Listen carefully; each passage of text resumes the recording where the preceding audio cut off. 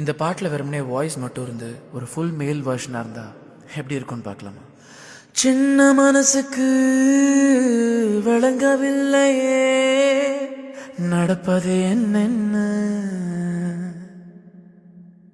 ஓ என்ன எண்ணியும் புரியவில்லையே நடந்தது என்னென்ன.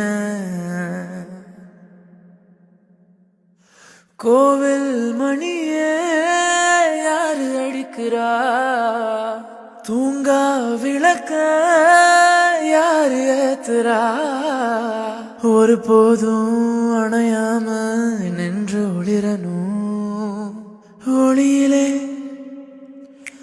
தெரிவது தேவதையா தேவதையா.